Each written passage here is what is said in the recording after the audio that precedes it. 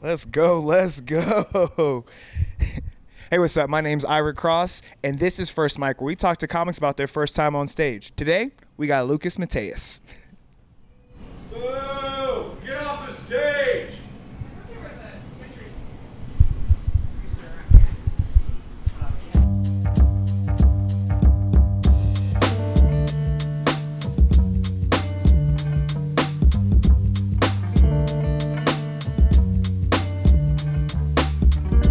So as you just heard, we have the wonderful, the amazing Lukas Mateus on my podcast this time. I've already been on his. So it was a good time. It was fun. We'll dive into that in a little bit, though. But first question, what made you say yes to being on First Mic? What made me say yes to being, because I'm a narcissist. That's fair. You know? That's fair. I've noticed Given the that. opportunity to get on here and talk about myself. Yeah, easy work. Most comics are that way. No, that's true. Every comic is that way. Even when they say they're not, like, I'm a kind, humble individual. You're on stage talking about yourself. Yeah. No. I don't think saying narcissist is a bad thing. It's just a quality. It's just True. it's kind of like I do stand up. Mm-hmm. I want people to know I do stand up. Yeah. And if someone who's running a mic or whatever wants Yeah. to have me come do a show, do a podcast, why not? That's what you do. I think, I'm happy you say that, because I think that not everybody, but there's like a thought out there in the comedy community at large that like doing podcasts is not a good thing. And I really feel like in this day and age, doing podcasts is part of being a comic in some senses. You know what I mean? I was asking, who's I talking about this with yesterday? Tyson. Yeah. Tyson Colson at Bourbon Street. We were talking. Where I asked him, I was like, do you think podcasts are maybe becoming outdated? Like, because I was telling one of my coworkers the other day, he's like 20, 25. He's like, what do you do when you get out of here? And I was like, actually right now I'm going to do my podcast, record my podcast with my comedy friends. Yeah, yeah. And he just like rolled his eyes and he's like, you're such a millennial. And I was like, yeah, you're right. I guess that is true. But is that a bad thing? Is it? I don't know. No, I think right now podcasts are like, it's the thing. Yeah. If you're doing comedy, you need to put out some sort of like content. Yes. Something out there. And it can't just be your material all the time. Because, I mean, unless you're some like crazy writer who's killing it all the time, most of your material is going to not be something you want to be posting on social media. Yeah, it won't. Either it's not ready or it's not good. Yeah. Which means, in my opinion, that it's not ready. Yeah. Also, like, you don't want to burn your material unless it's ready to be burned, so to speak. You know what I mean? My only critique about that with open micers, which is like what I am, and most of the people that we talk to are. Yeah. They're always like, I don't want to post my material on Instagram or whatever, TikTok, and it's like, dude, nobody is watching your shit like that. Yeah. People, it's great if you get eyes and maybe a clip goes viral, but even if a clip goes viral, say you have a clip that goes viral, it gets like millions of views, whatever.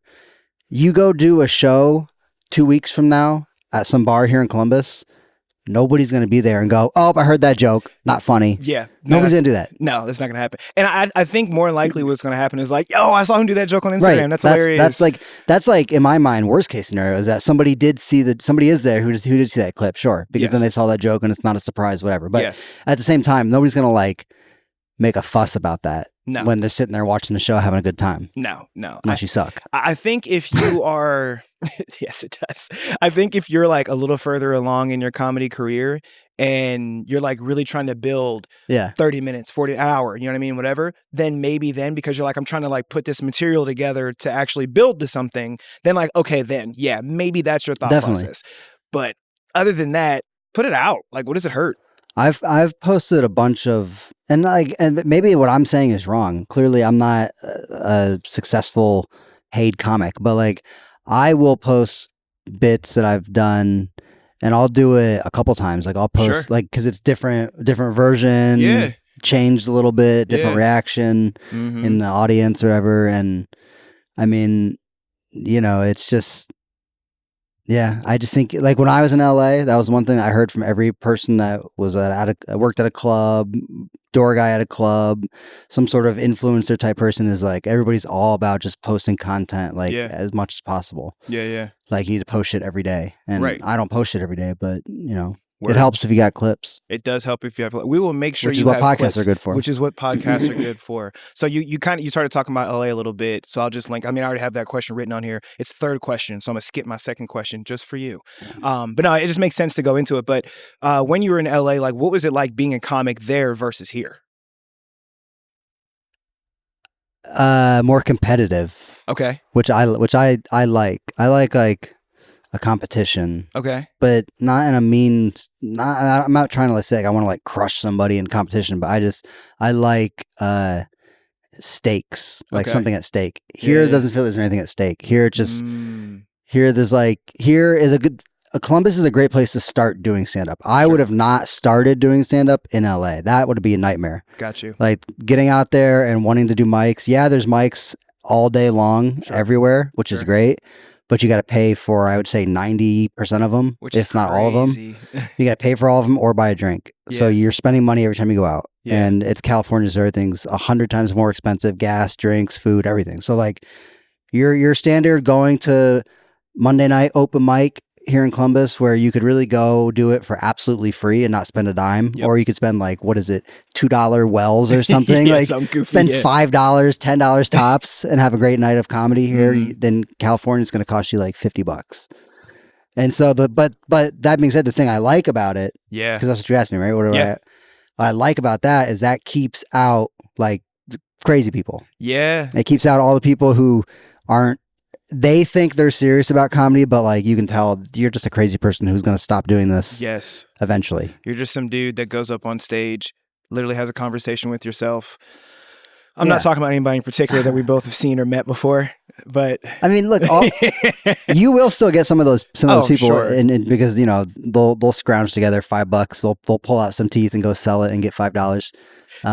But I mean, it's just what I mean is like all the open mics that you go to in LA, it's like comedians are there, and usually we don't like that as comics. We're like, oh, we don't want to do comedy for just comics, but in LA, because everybody pays, everybody sticks around. It's like because you paid, you might as well stay there. Yeah. Watch everybody. Network. Yeah. You know. Damn, that's deep. I didn't think so. It's a natural gatekeeper. Yeah. Here, I do it myself all the time. I show up, I do my set, and I usually leave. Like, I don't stick around until the mic is over. I don't watch every single person. Most people are hanging outside smoking. Yep. In LA, like first of all, nobody smokes cigarettes in LA. So nobody's outside. Word. I remember I would go to the Hollywood Improv. They do 2 open mics. It's like Tuesday and Wednesday. Okay.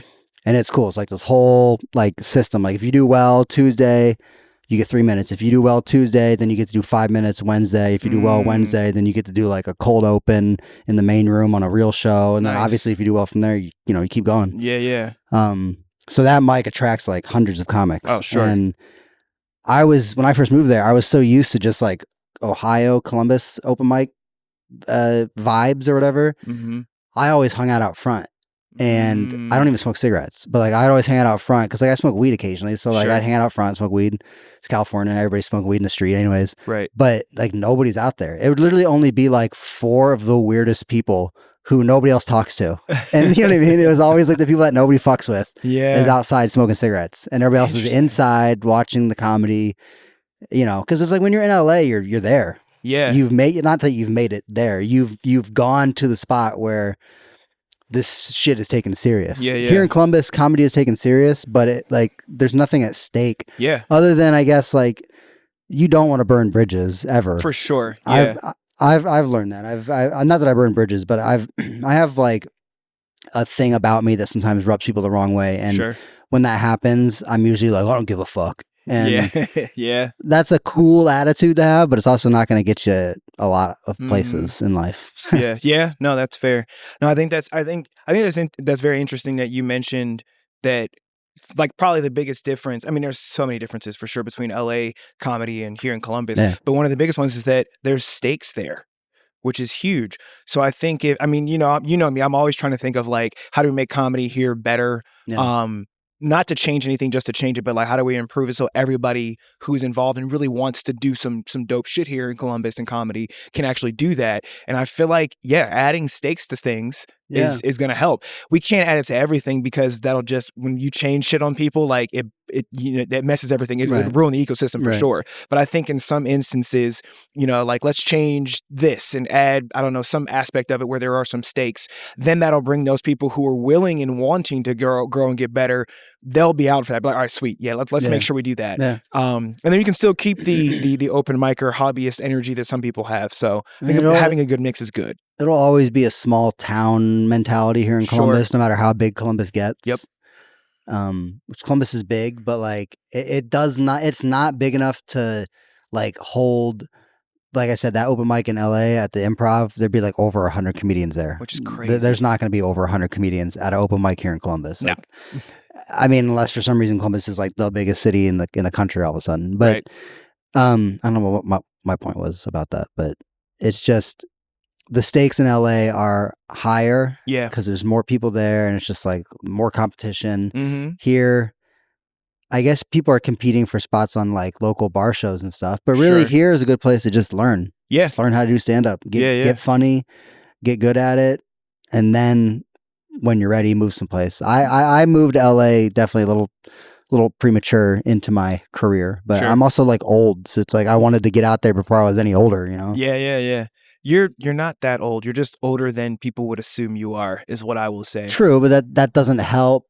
I guess, I mean, whatever. I don't think age matters anymore, really, in comedy. That's not fair. No, that's a good point. Like, because back in the day, in the 90s, 80s, it's like people were comedians because they wanted to be actors and movie stars and sitcoms. Yeah. Now, a lot of people just want to be comedians because you can get paid being just a comedian. You can, and that doesn't have an age limit. No, I would agree with you. And I think that's actually a really nice thing because then you really start to see, I personally think that type of thought process and energy brings about really good stand-up comedy because the intention is there.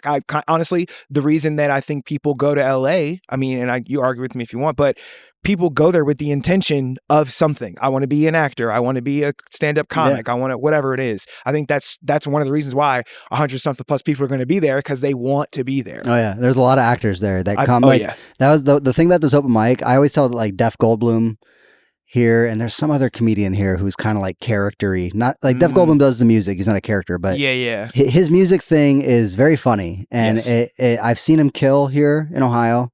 And I've seen him not do well as well in Ohio because some people just don't like the music thing. Mm-hmm. But at that improv open mic, all the bookers are in the back watching it. Like all the bookers from all the improvs, like up and down the West Coast. Yeah.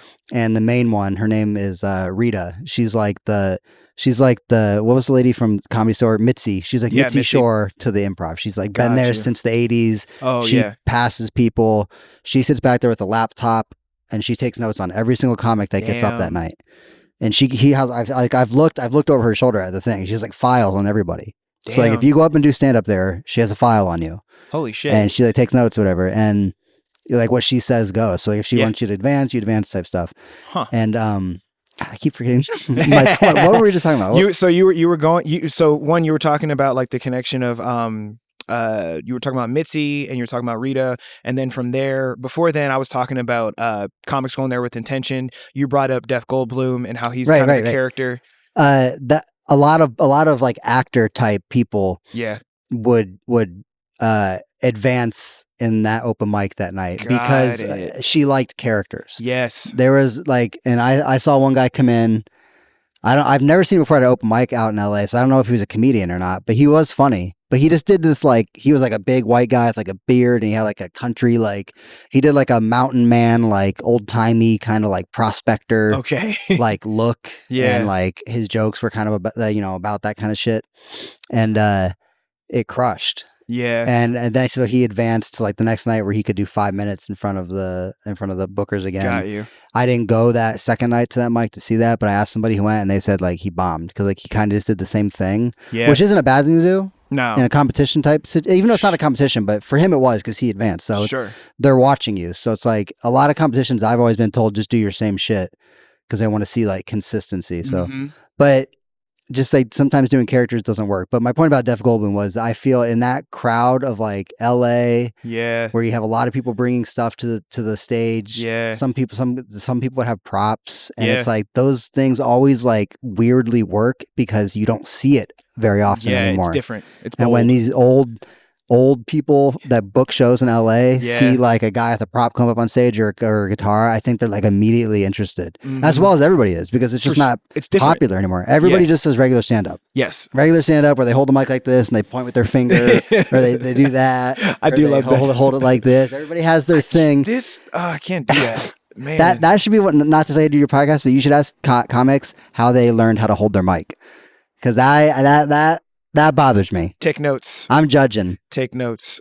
Ira, this is for you later.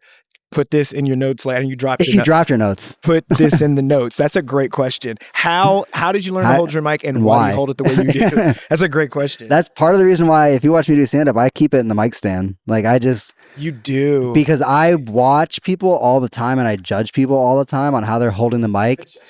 And I know, and it's just like, I know that there's got to be an asshole out there like me somewhere in the world doing the same thing. So I'm not going to give them the opportunity. I'm going to leave it in the mic stand. I will say that I don't think, Brandon, you probably think about, and you chime in as you want to, but I think you look at people and you're like, why are they holding the mic that way? Like, especially if somebody's like doing the... the rapper style. I'm sorry, this sounds terrible. I know it does, but I'm demonstrating something. Like I know he hates this. Who is it? Tyson does this shit. Tyson holds it. Like, I can't. He literally holds it by where it plugs into the mic. I can't even. Makes me nervous. Probably makes you nervous as the mic owner. It's like, it's gonna fall off. I can't do it. What I've learned, thank you, Brandon, is for me, I like to hold the mic this way, so that I know my thumb is pointing at my mouth, and then if my thumb is, so is the microphone. Yeah. It's good to go. We're great. The other thing is I have a lot of plosives. Etiquette. I have a lot of plosives when I speak, apparently. Do you enunciate? Were there any that time? Yes. That was I wanted to. Brandon says yes, by the way. It's more for me, like, the thing that I'm curious with mic technique is, like, people who understand mic technique, that can be a part of their act. But it's like, you can tell when someone's not confident, or they're like trying to figure out how to hold the mic. Yeah. That can't be a part of their act. They're just trying to tell their jokes. Yeah. Tyson's like a good one because he has things where it's like he knows, hold the mic here, and so I can scream. Or yes. Singers, like the people who know how to like have good mic technique. Yeah, that's a good point. Yeah, and Tyson's like a musician performer, so he understands. Yeah. What you do. I forget what joke he does where it was something about like, what sauce, dumbass? So it sounds far away. I was like, that's a good one. So that's a great thought. Although I will say, Brandon did have to tell him when we did the stand up alone where we did do that joke. He's like, do that joke again, hold the mic away from you. And I was like, oh, that's awesome. So little things like that I think are great. But that's another thing with new comics is I think they forget or they don't realize you don't know how to hold a microphone and tell jokes and talk and stuff. Yeah, like I think that's the finer things that comics, or as a new comedian, you don't think you think, oh yeah, I'm going to be nervous, but like you don't really think the way that nervous is going to hit you. Exactly. And it could literally simply just be like grabbing the mic out of the stand and like the cord falls out, and then you're all fucking disheveled, or like one thing they always tell people, they used to at the Funny Bone, when the Funny Bone would do their like competitions and like their monthly like open mic things where they would do them in the main room, like years ago. They would have like a little writer's workshop class thing in the beginning where anybody who is like new to the Funny Bone they would have them come up on stage just so you get a feel of the stage, the lights, and do like one joke. And they would always tell everybody, take the mic out of the stand, put the stand behind you. Yes. That's like the one thing they would always, and I was sitting there as like a comic who'd done open mics for a couple years at other places where like I knew that, I guess. It's not even that I knew that was a rule. It's just common sense. Get the fucking mic stand out of your way. Don't just like leave it there in the middle of the stage. How much comedy have you seen that where people do that? Like, they leave it just boom, boom. But like, so that's like a real easy first thing. Just move it out of the way, you know? Yep. But you still see a lot of people don't. They take it out and they leave the mic stand right in the middle. I want to see somebody do all of the like first year things you're not supposed to do. Things you shouldn't do, but like they shorts do them on stage. Purpose. Yeah. Like they do them on shorts on stage. They like sit down when they shouldn't be sitting down. White guy, shorts on stage, leaves the mic stand there, says the N-word. What else? What else can we do? Takes his shirt off. Humps the stool. Humps the stool is great. Flips it over, humps the stool. Oh my goodness. Yeah, there's so many things. Tries to do crowd work. Runs the light. Yeah, runs the light. By like 15 That would be minutes. funny. That'd be like a funny skit to do. It would be a funny skit. The bad comic or whatever. Yes, the terrible. We might have to bring you on stage for that. Like, all right, now do this. Okay, now do this thing. What else we got? Okay, do this. That'd be a good one. That needs to be reality. You know those shows where they put the earpiece in? Yes. Go up on stage and have a little earpiece in. In front of a real audience, yes. Yeah, that's a good idea. At a real show. Oh, that'd be so freaking good. Okay, well, since we kind of already touched on like new comics, so I'm just going to ask this question outright. I'm all over the place with questions today, and I love it. What advice would you give a comic that is either brand new or somebody who has been to a bunch of shows and they just want to get on stage but they haven't yet? When I was looking at this question in the parking lot, I thought about this one for a second. I wouldn't give any advice. Because I wouldn't. I hate unsolicited advice. Boom. I hate when someone comes up to me and says anything to me about anything I do. Mm-hmm. And I get that's probably a problem. Like, that hinders my growth as a person. But like, I know things that I suck at, and I know things that I'm good at. Sure. And I also know that it doesn't mean I'm not perfect. Like, I always know there's room for improvement, whatever I do. So I don't need unsolicited advice. But like last night, I was at Bourbon Street. And Steven Quintero, he started asking me questions because he knows I've been doing comedy for a while and he's new to comedy. And you've seen him a bunch. Yeah. So stuff like specific questions. If a comic asks me like, hey, usually people ask me like, do you write? Sure. And you know, so what was your question? What advice would you give new comics or people who want to be in comedy?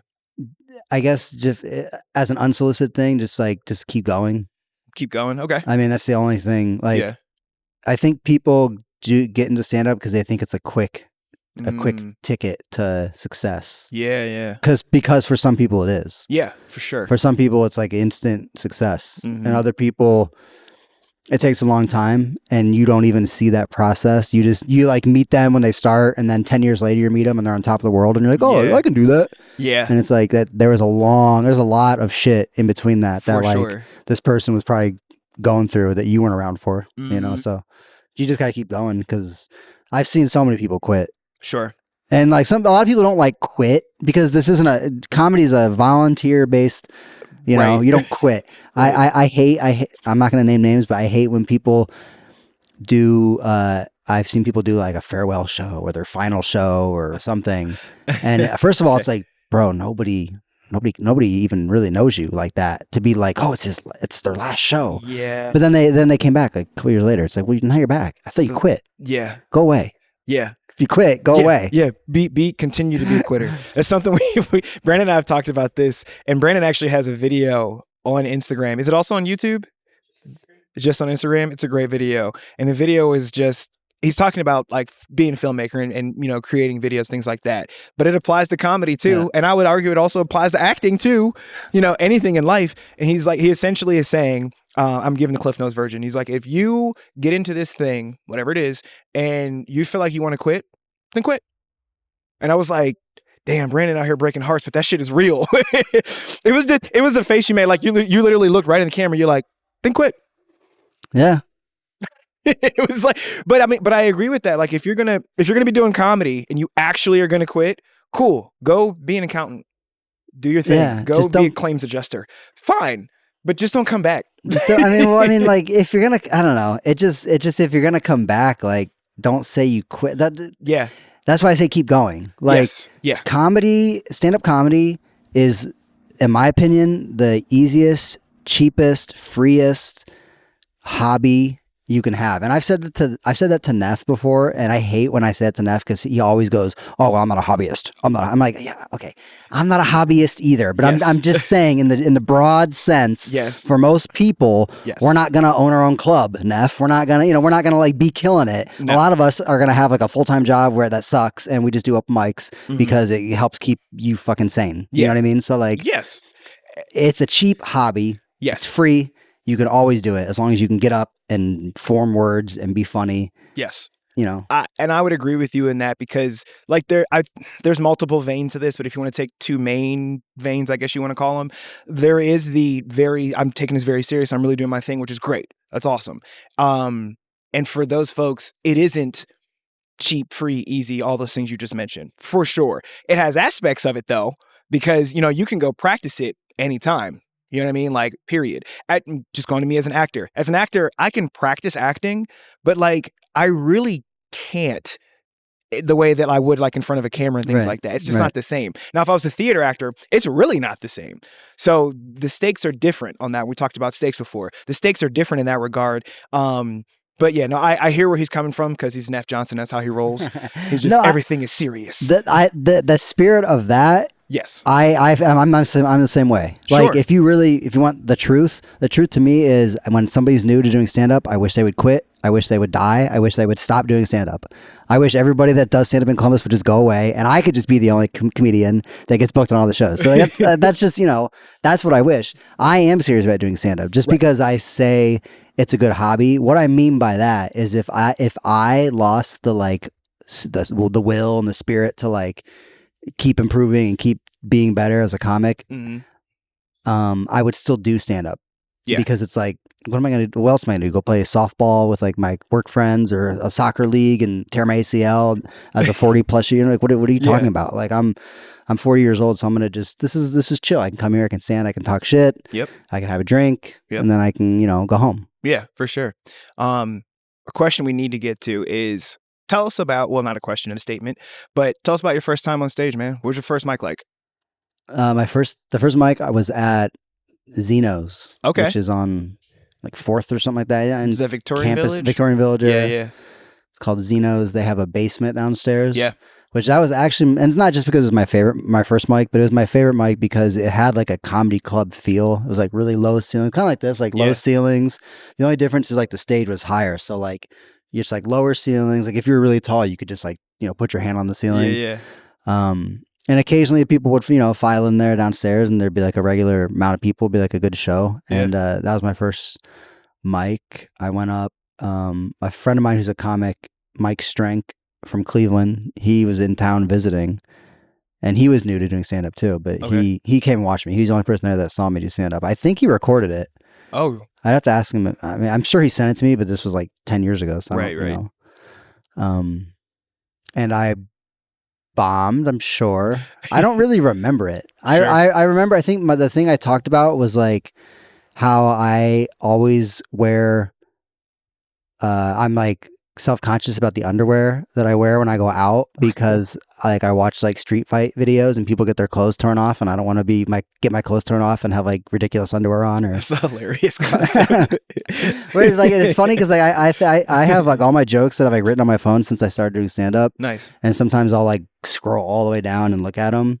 And I've done some of them like now and they're like good now. Yeah. You know, it's like back then I wrote them and I didn't even attempt them because they were just like, I would suck at doing stand-up. And now I'm like a little bit better. So that's hilarious. Now I kind of want you to do that joke like sometime soon. You can do it tonight.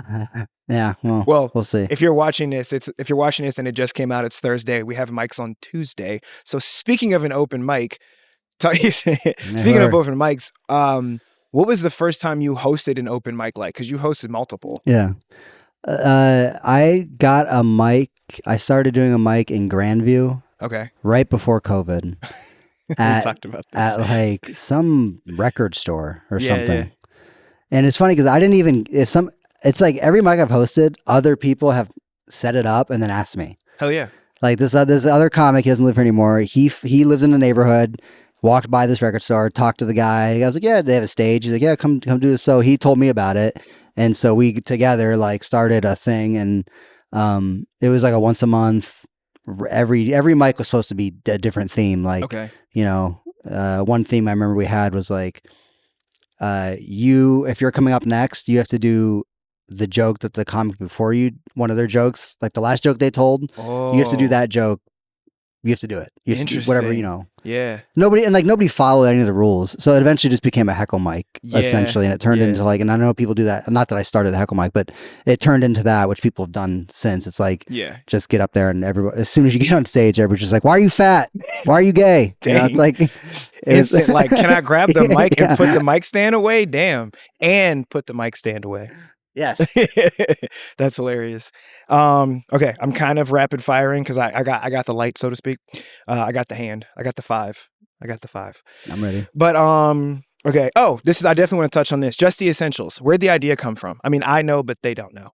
During COVID, I work at a grocery store. I'm an essential worker. My dad would like thank me. Really? My dad would be like, you know, thanks for doing your job, or thanks for like, I'm just going to the grocery store to make chickens, you know? Yes. But yeah, I was an essential worker, and there was no more stand up, and I needed to do something. Like, I was just like, well, I don't like working with other people, in the sense of like, it's hard to get people to coordinate things. Like, when I want to do something, I just want to do it and let's go. Yep. And I just had my iPad, and I just would record onto the iPad. Like, I didn't have a mic or anything. It actually sounded like fine. I mean, it doesn't sound as good as with mics and all that shit, but like for just holding an iPad, I would just set it down and just sit there and talk into it. Like, you know, it was fine. And I just started it by myself.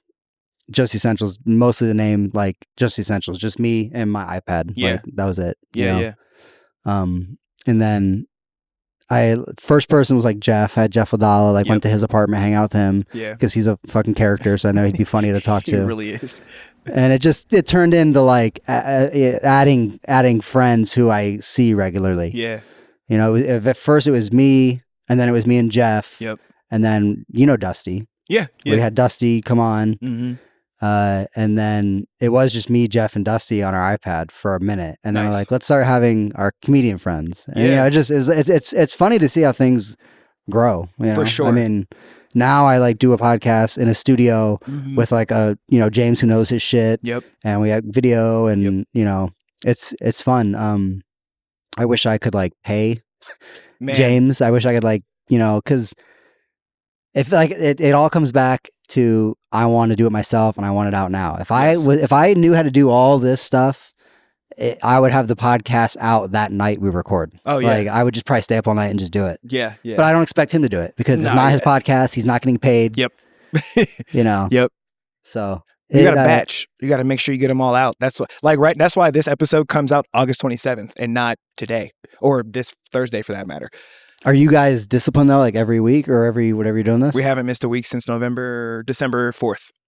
See, that's good. Yeah. And then you have things banked, and you can really, we don't have that anymore, because, and it's not anybody's fault. Like, James is an artist, and he's out working, he's in Vegas shooting this. He's like doing shit. Yeah. James has like a crazy life. Whereas I just work at a grocery store, same routine, all, you know. Yeah. So I can always be there at this time. True. Yeah. And really, it's just like, if James can't make it, we can't do it. If Jeff is hungover and doesn't show up, that's no big deal. If Tucker has like some band thing, you know. Yeah. Yeah, because he wasn't there when I came through. Yeah, Tucker and wasn't.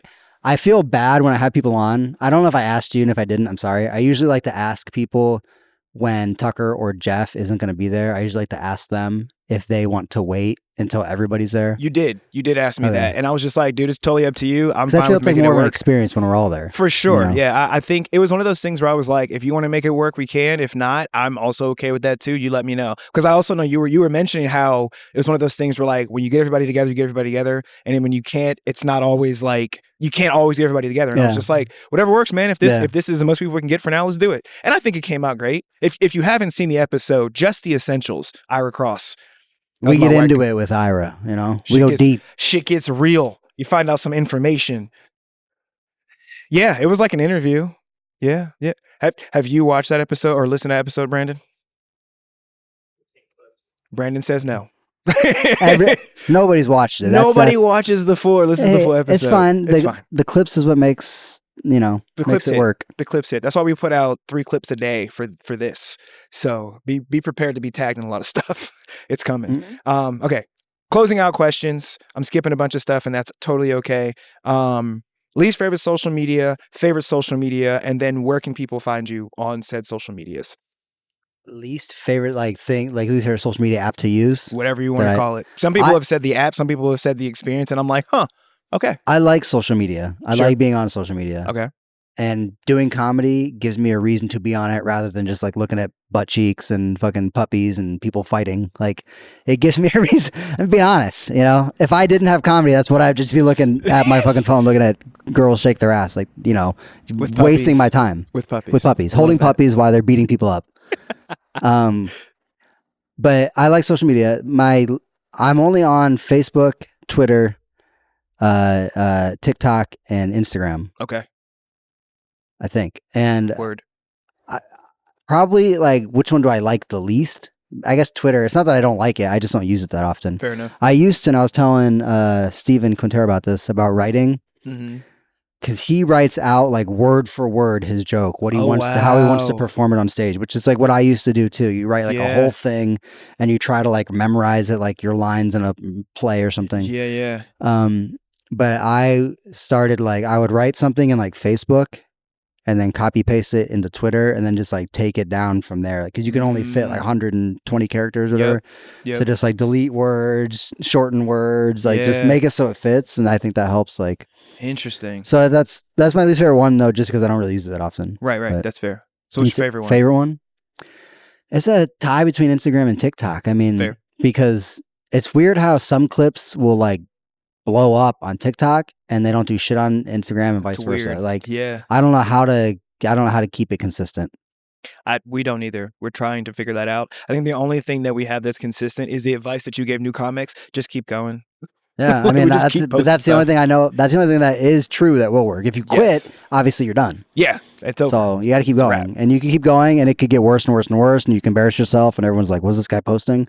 Or you could have something that like catches on. Exactly.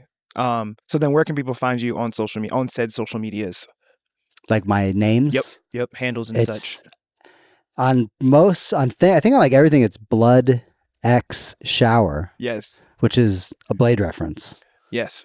I caught that after like the 5th time. I'm like, is this what I think it is? Yeah. It's, the opening scene in the first one where they go to the thing and all the blood comes down from stuff. Great scene.